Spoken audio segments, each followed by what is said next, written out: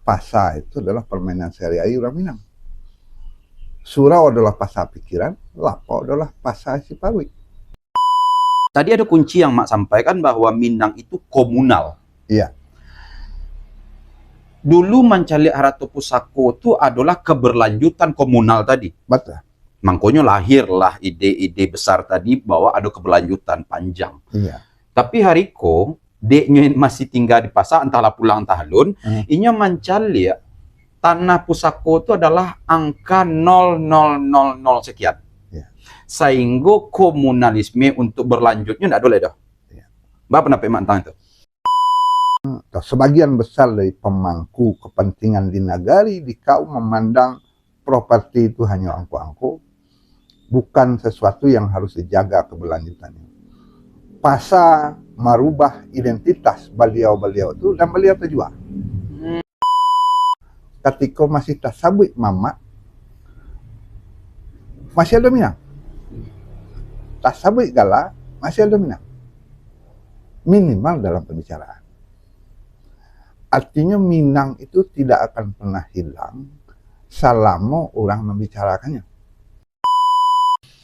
Jadi kalau ada kecemasan tentang habisnya properti, ambo tidak terlalu serius untuk memperjuangkan itu kalau itulah dilakukan oleh para nenek mamak sendiri. Ya terserahlah. Tapi yang mau yakin generasi muda akan mencari terus identitas Minangkabau dalam dirinya, tidak keluar. Kita hanya berharap ada generasi yang masih sadar bahwa komunalisme Minangkabau itu memang harus tetap ditumbuhkan. Itulah.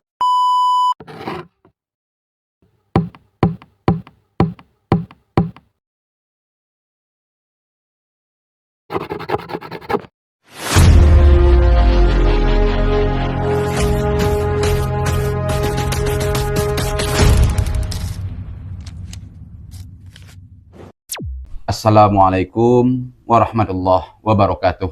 Waalaikumsalam. Dun sanan salut dimanapun berada, alhamdulillah. Hari ko kita bahasa balik di orang tua tokoh yang cukup acok namanya tadanga di dunia ilmiah buliah, dunia adat jo buliah. Beliau adalah mak tuangku Mangkudun.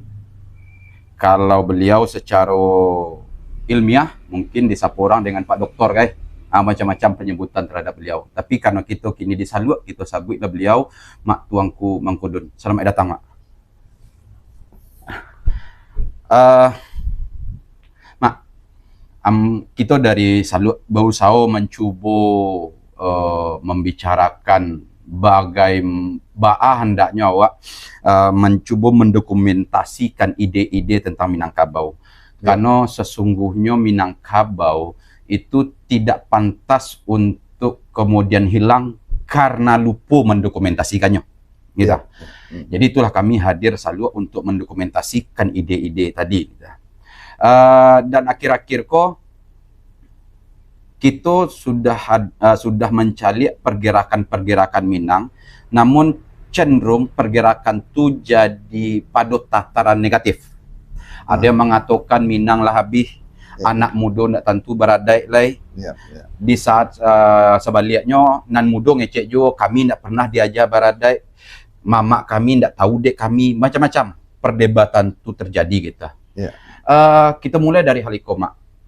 Toh minta pituah kami ke mamak gitu di bawahnya. Mak, apakah Minang ko masih ada kini gitu di bawahnya, atau Minang tu sebenarnya sedang tak ada lah Minang tu. Kalimatnya mau itu pertanyaannya, Mak. Baik, terima kasih Tangku Lipah. Ketika kita membicarakan memperkecil Minang, otomatis Minang tu masih ada. Minimal dalam pembicaraan awak. Satu. Yang kedua, ketika masih tasabui mama, masih ada Minang. Tasabui gala, masih ada Minang. Minimal dalam pembicaraan. Artinya Minang itu tidak akan pernah hilang selama orang membicarakannya. Tapi kalau orang lah nggak mau lagi mengecek, nggak mau lagi membicarakan, nggak mau lagi mempertangkakan tentang Minang, Minang itu akan hilang. Itu pendapat Ambo. Sebab khasnya Minang itu adalah dialektika. Khasnya Minang itu adalah mengecek. Khasnya Minang itu dikato. Maka orang Minang sangat peduli jo kato. Kato itu dibagi sekian jenis, dibicarakan penggunaannya, langgamnya, sampai jadi kato pusako, segala macam. Selagi kato itu diproduksi di orang Minang, maka Minang insya Allah akan tetap hidup. Jadi, Ambo tidak pernah cameh Minang akan hilang. Mungkin Minang yang akan dipahami oleh generasi selanjutnya, generasi Z, generasi Alpha, generasi Beta, akan berbeda, akan berubah, tapi Minang tetap ada. Itu menurut Ambo. Berarti bahwa Minang sebenarnya sampai detik ado. Buktinya Insya dengan Allah. kita pun hari ko masih membicarakan Minang gitu. Ya. Cuman apoko Rono dan bantuannya itu akan dicari di zamannya gitu tibonya. Betul. Giko mak, kenapa Iko nambo pertanyakan? Seperti yang Bo sampaikan di awal tadi, bagi anak muda, mereka dihujat oleh orang-orang yang entah itu benar juga mereka berpendapat atau enggak tahu ada. Tapi bahwa anak muda kini enggak lebar adat. Sebaliknya anak muda kini pun melakukan perlawanan, lo balik Iya. bahwa kami tidak diajar dengan tua, itu. Lu cambro kami kabar adat. Iya. Bahkan menyontoh pun kami tidak bisa. Nah, tapi ternyata kecek mak masih ada sampai kini dan Insya detik Allah. kok. Iya. Coba kita geser sedikit tema. Ya. Ada sebuah pandangan, mak. Kejadian kini adalah kejadian di mana orang Minang nanti secara zaman didorong oleh waktu mencoba merumuskan ulang balik Minangkabau. Kenapa? Karena kecek mereka yang berpendapat seperti itu bahwa hari ko ada dorongan dari luar Minang masuk ke Minang, kemudian mencoba membuat gerakan baru di Minang. Contoh yang masuk itu mungkin kemajuan teknologi, Iya. Ilmu pengetahuan dari luar juga, modal macam-macam. Iya. Salah satunya hariko yang sangat berpengaruh itu adalah budaya pasar. Iya. Segala sesuatu dihitung di Minang, di budaya pasar itulah dengan angka. Iya. Di Minangkabau kini sedang masuk budaya pasar tadi. Apakah itu juga mempengaruhi menurut Mama yang terjadi di Minangkabau sehingga Minangku bergerak kini? Apakah budaya pasar itu pengaruh, Mak? Membicarakan Minang dan pasar atau kapital sebenarnya bukan hal baru bagi orang Minang. Sejak Minang Kota Kambang, pasar itu adalah permainan sehari-hari orang Minang. Surau adalah pasar pikiran, Lapau adalah pasar Cipawi. Tapi pasar yang ditumbuhkan di Minang itu punya wadah yang menjaga identitas awal. Ketika pasar terjadi di Lapau, orang Batangka, beda gagasan. Jual balik tak berbantuan, tapi ketika keluar dari Lapau, balik jadi identitas semula. Ada cerita orang pergi ke Lapau bonceng berdua, di dalam Lapau Batangka sampai tercampaan kopi di Galeh. Keluar dari Lapaunya boncengan balik. Artinya ada ikatan yang menghentikan ketika gejolak dialektika, diskusi, perbincangan itu panas, menimbulkan api. Ketika selesai itu, ya sudah itu jadi kekayaan masing-masing dan kembali kepada identitas awal.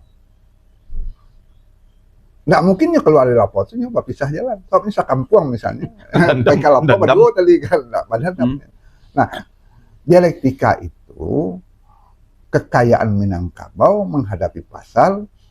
Pasar itu bisa hidup di saat orang menggalih ketika di sana orang bertangka ketika diskusi tawar menawar ago mago, tapi ketika keluar dari pasarnya balik ke kampung itu ke identitasnya sebagai orang Minang itu tidak hilang.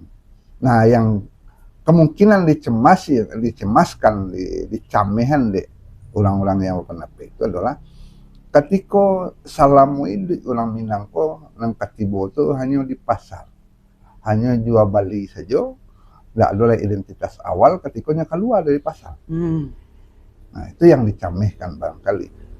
Tapi yang mau yakin, ketika pasar itu suatu saat akan mengalami perubahan, orang akan mencari jati dirinya. Ambo pernah mengecekkan Minangkabau itu ada dalam diri orang masing-masing.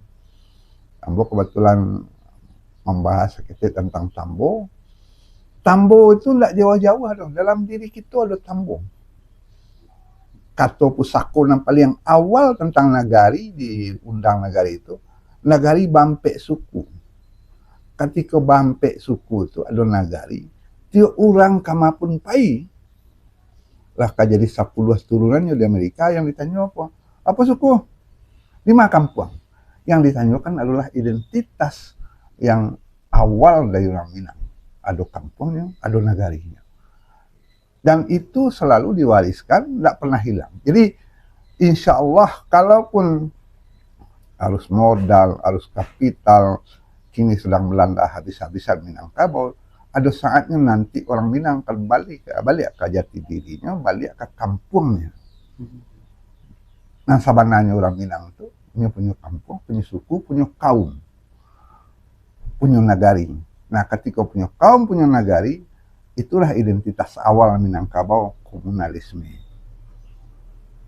Selagi komunalisme itu dicari di orang Minang, cari kampungnya, cari kaumnya, cari sukunya, insya Allah Minang akan hidup terus. Walaupun mungkin ia gadang kok sekali-sekali merubah tapian. Itu yang terjadi. Berarti bahwa kece orang benar bahwa pasar itu adalah sebuah keniscayaan terjadi. Ya. Tapi ada kunci dari Mak tadi mengatakan bahwa kalaulah tiba di pasar, lah sudah transaksi pulang balik. Tapi kan ya kita tidak bisa pungkiri juga kenyataan Nariko apakulah pulang atau alun, tentu itu pertanyaannya. Kenapa? Kalau tadi kadau dari Katomak mengatakan kunci dari pai ke pasar adalah pulang. Iya. Punya identitas, kemudian pai membawa sesuatu ke pasar dan di pasar pulang balik membawa sesuatu pula. Iya. Nah, tapi kini kan permasalahan yang terjadi nampak di lapangan nyo dari rumah mau identitas. Iya. Pai ke pasar dan alun pulang sampai kini. Oke, kok. Nambedo ini tajua. Nah, ikut masalahnya. Karena kiko, tadi ada kunci yang Mak sampaikan bahwa Minang itu komunal. Iya. Dulu Mancalik Haratu Pusako itu adalah keberlanjutan komunal tadi. Betul. Makanya lahirlah ide-ide besar tadi bahwa ada keberlanjutan panjang. Iya. Tapi hariko, deknya masih tinggal di pasar, entahlah pulang entah alun, inya Mancalik tanah Pusako itu adalah angka 0000 sekian. Ya. Sehingga komunalisme untuk berlanjutnya tidak boleh dah. Ya. Mbak pendapat Mak tentang itu? Itu fenomena yang tidak bisa kita pungkiri. Terjadinya jual beli habis ketika orang Minang tergadai di Pusakonya, bahkan identitasnya terjual. Itu ayah gadang yang memang sulit kita mengingkarinya lah terjadi. Kita harus jujur mengecian. Nan kota-kota saja di Minangkabau kok hampir tidak punya lagi tanah Pusako. Lah berubah status, lah berubah identitas dan kalau bahasa hukumnya lah barang privat. Bukan barang komunal lagi. Ketika seluruh properti Minangkabau nanti berubah jadi barang privat, bahkan hutan pun lah bersertifikat, ini jaleh satu identitas Minang tentang keberlanjutan dari Haratu Pusako sebagai tempat kaum, suku, nagari itu ada berubah. Dan itu sulit pula kita mengecekkan, tidak akan berhenti. Akan berhenti dengan sendirinya atau tidak akan berhenti, susah. Sebab ya kalau kita kaji keadaan yang nyata kini, ketika hutan limbo itulah habis, sebagian besar jadi tambang, jadi perkebunan, dan di bawah hak guna usaha. Nagari tidak punya lagi kaitan di hutan wilayah, tidak punya lagi lubuk larangan, tidak punya lagi sampai untuk mengadu, jiluang itu. Kalau dulu rimbo berjiluang. Jiluang itu pohon tempat bertahan kalau ada banjir bandang timbul. Kini tidak loh, sampai pasanda tu mana yang lah habis, yang lah taban, sampai batijak lah taban, sampai lindung lah luntuh, sehingga sekian kampung hilang. Kita jujur mengecekkan, iko salah satu dampak ketika yang pelipah ketian tadi, sebagian besar dari pemangku kepentingan di nagari, di kaum memandang properti itu hanya angko-angko, bukan sesuatu yang harus dijaga keberlanjutannya. Pasca merubah identitas beliau-beliau itu, dan beliau terjual. Dan itu jadi bukan di kota-kota lain, lah ke kampung-kampung. Beliau terjual, identitasnya terjual. Ketika ditanya kampungnya nyalah hilang, ketika tanya suku kaumnya nyalah hilang. Apa yang akan kita hadapi masa depan? Kemungkinan besar generasi selanjutnya tidak lagi akan melekatkan dirinya kepada properti. Properti itu memanglah banyak yang hilang. Rumah gadang hampir tidak ada yang efektif berfungsi. Iya. Satu. Harta pusako lama-lambe akan hilang identitas sebagai pengayom kaum. Rumah gadang tidak ada lagi sebagai properti kaum. Harta pusako sedikit demi sedikit atau banyak dan akan habis sama sekali. Tapi yang masih punya optimisme bahwa generasi selanjutnya akan mencari yang lebih hakiki dari identitas Minangkabau. Identitas Minangkabau yang akan dicari oleh generasi selanjutnya itu yang pertama yang dikatakan dalam kata pusako sebagai hal-hal kehidupan bagul ke alam. Ketika lah hancur lebur karena banjir bandang, karena rusak negari itu, mereka akan mencari ba'a hancur negari Ambo, ba'a nenek moyang kami dulu bisa aman-aman saja, ini akan mencari kembali Minangkabau. Barangkali memang dalam 1-2 generasi, mungkin 3-4 generasi mendatang mereka akan mencari balik. Setelah properti kok beralih status seluruhnya jadi benda privat. Mereka tidak akan bersandar kepada benda properti privat itu. Mereka akan mencari identitas yang lebih hakiki dari Minangkabau. Barangkali itu yang bisa diharapkan. Karena supaya sabut tadi mereka mewarisi properti yang sudah berubah status, tidak lagi punya milik komunal, nagari tidak punya pakoan, banda gadang. Kalau dulu kan babunyi nagari bampe suku babalai bamusaji balabuah petapian babadarmaga balabuan. Ini habis, nggak ada properti bersama itu. Semualah jadi milik privat. Bahkan limbo larangan, hutan larangan tidak boleh. Tapi ya Tuhan Optimis ya, tetap optimis. Ambo yakin Tuhan akan memberikan arah yang baik kepada generasi selanjutnya. Mencari kembali Minangkabau itu mungkin tidak bisa jadi properti lain. Itu akan pindah kepada gagasan nenek moyang tentang hidup bersama yang tidak terikat properti. Ambo ingin contoh yang nyata. Mai hidup bersama yang tanpa ikatan properti.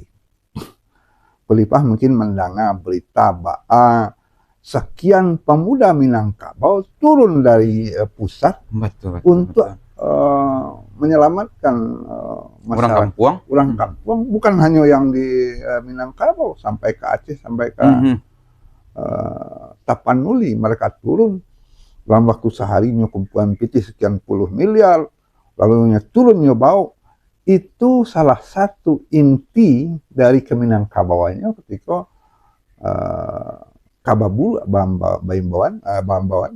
baimbawan mereka turun, mereka melakukan sesuatu dari panggilan nuraninya. Itu yang Minangkabau yang ngedape hakikat hidup saling tolong menolong. Tidak hanya properti penguncinya lah ya. Tidak properti penguncinya lah. Jadi mungkin kita akan sampai nanti pada generasi tertentu akan melupakan properti Minangkabau yang jaleh pusako seketek banyak akan habis. Rumah kadang lah habis. Mungkin mohon maaf, gala tuanku, gala datuk tidak akan dipedulikan mereka lagi. Tapi komunalisme, Kulipah mungkin kalau dihitung jumlah organisasi orang kampung awak di rantau, itu lebih banyak pada jumlah nagari yang ada di Minangkabau. Iya betul. Nagari di Minangkabau mungkin hanya 900 atau 1000, tapi jumlah organisasi orang rantau yang peduli ke kampung lebih 1000. Apa itu? Itu ciri keminangkabauan komunalisme. Mereka bawa baru di rantau, mereka bawa kemanakan baru di rantau, dan guyup. Itu harapan ambo. Ketika properti lah berubah status. Ketika pasar sudah menjual semua identitas Minangkabau. Berarti ndak kecek mak sebenarnya mengatakan bahwa iyo betul sadang tagadai baranggo di dunia pasar gitu tibonya bahwa cara pandang Minang nan dulu dibangun dengan komunalisme yang bahkan ambo pernah mengatakan kekuatan berpikir orang Minang yang pernah membuat ide tentang pusako tinggi saja itu entah tahun bara entah ribuan tahun sebelumnya Allah bisa bicara komunalisme panjang bersambung gitu tibonya. Tapi kini mungkin tidak salah juga entah karena cerita tidak bersambung atau kabar tidak bersampaian gitu tiba akhirnya mulai dihantam oleh pasar kapitalisme. Sehingga pusako pun kini bagi sebagian masyarakat bahkan mama-mama atau siapapun orangnya di kini mencari angko di situ lah. Bukan keberlanjutan. Dan tadi mak pun mengatakan Giko bahwa ketika iko terjadi sebenarnya bukan berarti berhenti berharap, tapi balan iko harapan baru, mencari rumusan baru tentang Minangkabau yang mungkin lebih kuat karena properti ternyata goyang. Bisa saja iko adalah tahun baru atau generasi baru yang akan membuat gaya-gaya baru, pemikiran baru yang mungkin lebih tahan 1000 tahun ke depan mungkin. Ambo ingin lagi contoh Kulipah. Bukan 1-2 mau menemukan. Ada generasi muda Minangkabau di tagaan jadi Panghulu. Kebetulan propertinya di kampung lah hampir habis. Nyobentuk gagasan yayasan. Nyobuat yayasan untuk kaumnya. Untuk apa? Untuk menyekolahkan kemenakan yang kesulitan ekonomi, untuk menolong yang mengalami musibah. Dan itu tidak satu. Ada belasan yang lah melaporkan bahwa komunalisme itu tumbuh dalam bentuk yang lebih masif dalam hati, tidak dalam fisik. Ada seorang datuk, dia punya dana kaum itu di tangannya untuk menolong kemenakannya lebih 3M. Kaum datuk berapa banyaknya? Ada sekitar 60 orang. Ada sekitar 2 balik kepala keluarga. Kan? Ambo mendapatkan bantuan dari kemenakan yang berhasil untuk membina dana kaum. Dan itu ternyata tumbuh di beberapa tempat. Pusako itu kini berubah, masuk panahnya ke pasar. Jadi yang pusako fisiknya lah, mungkin lebih. Nyobuat pusako baru dalam bentuk dana. Pasabana lah gitu. Masuk di pasabananya. Nah, itu bentuk penemuan baru dari generasi kini tentang Minangkabau. Mamaknya tetap. hidup, kamanakannya tetap mengobati mamaknya karena ada dana bersama yang dikelola mamak dan itu dihidupkan oleh mamaknya. Kalau awak baca itu Kampuang Amboraso alun-alun yang mengalahkan Minangkabau dalam membangun musaji. Iya. Dan itu mungkin 70-80% dananya dari orang tahu. Artinya mereka tetap punya kampuang, punya kaum, punya suku untuk menegakkan kampuang, menegakkan negari. Mungkin properti Magadang tidak dolai, tapi suraunya tetap ada, musajinya tumbuh.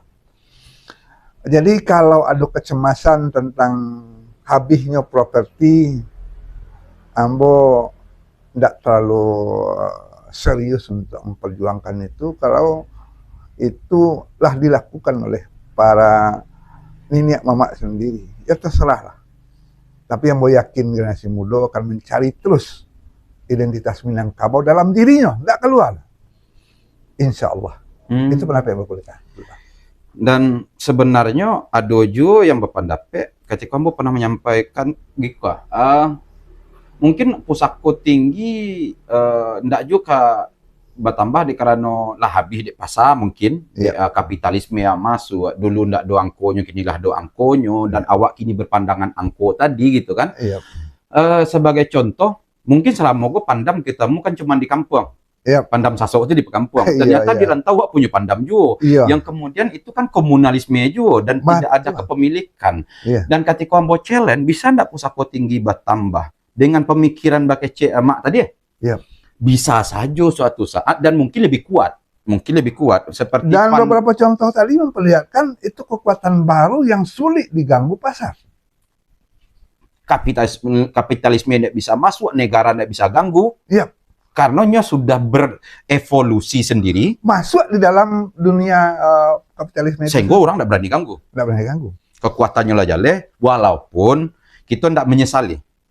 Kita tidak menyesali. Kejadian hari Kopo adalah sebuah refleksi ke diri awak bahwa memang kita harus akui properti Minang secara properti hari Ko sedang goyang. Mungkin ayah gadangku luar biasa merubah tapiannya. Sehingga hampir tidak ada kota-kota di Minangkabau yang masih punya waktu pusako tinggi lah. Semua berubah status jadi benda privat. Ketika masuk ke Rimbo, hampir tidak ada Rimbo itu yang masih milik nagari atau milik kaum. Tapi lah jadi HGU, HGB. Pengusahaan hutan segala macam. Mungkin ada saatnya kecerdasan dari pemangku adat merubah sahamnya di perusahaan itu jadi saham kaum. Ada beberapa yang lah melakukan itu. Di daerah bencana Galang Patang tuh di Agam bagian barat tuh ada yang lah melakukan itu. Sehingga saham dari perkebunan yang menjadi bagian kaum itu dibagi dividennya untuk anggota kaum. Itulah mulai ada. Artinya apa? Komunalisme itu mencari jalannya. Minangkabau itu mencari jalannya untuk tumbuh kembali. Mudah-mudahan itu akan menular ke tempat lain. Walaupun awak tidak boleh apatis sebenarnya. Apatis pada pusako tinggi itu akan segera habis.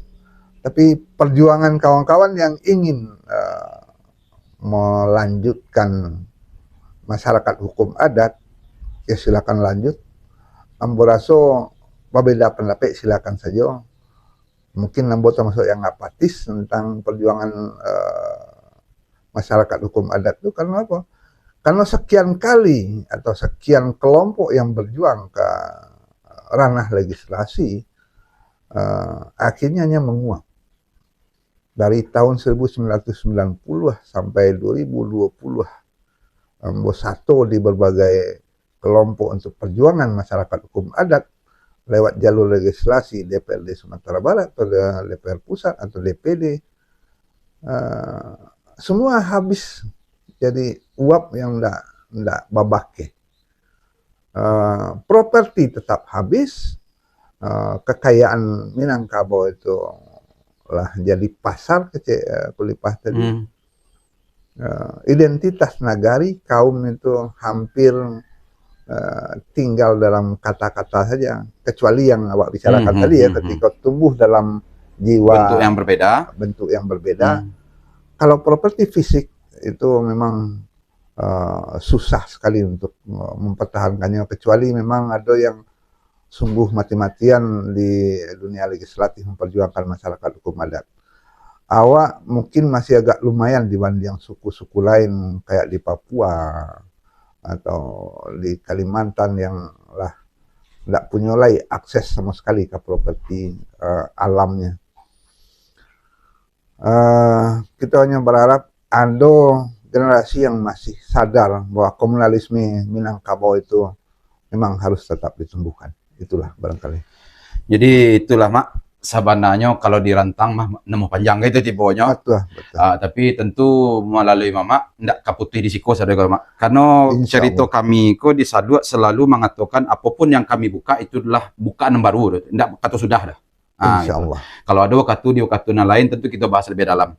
Tapi sesungguhnya dari cerita kita go Allah ada beberapa hal yang keluar ide-ide bahwa sesungguhnya Minang belum habis, bahwa sesungguhnya Minang sedang mungkin berubah bentuk, dan sesungguhnya ada pengakuan dari diri kita bahwa hari ini secara properti Minang mungkinlah goyang, kalaupun masih ada di beberapa titik, tapi setidaknya hari ini satu hal kunci dari kita bersama di sana. Seperti biasa, selalu tidak akan melakukan penyimpulan, karena kesimpulan itu ada di akhir dan ada di milik kita masing-masing. Kami menghadirkan ruang diskusi dalam artian kok iyo kama masak nasi usah dimatikan apinya. Kami lah orang nan membelintang-belintangkan kayu di tengah tungku tadi supaya bisa disulitkan api ke dalam dan terjadilah diskusi dan dialektikanya dan nasi yang dimasak di atas tungku tadi jadi masak. Kepada kita bersama kami memohonkan bahwa raso untuk takwik Minang atau Minang akan Nabi dengan jawaban dari beliau tadi Tuan Kumgudun itu sudah satu jawaban yang bagus yang kemudian harus kita pertimbangkan. Ada saatnya berubah, ada saatnya bertahan. Dan kemudian Minangkabau tidak sesimpel yang kita bayangkan, ternyata lebih gadang. Bisa jadi bentuknya nampak, bisa jadi tidak nampak, tapi Minang tetap akan ada. Insyaallah. Dan pada dun sana penonton, kami tentu akan bertanya juga, apa pendapat dun sana tentang Minangkabau? Apakah dun sana masih bangga atau bahkan tidak senang lagi atau kemudian ingin menghilangkan? Terserah, silakan tulis di komentar.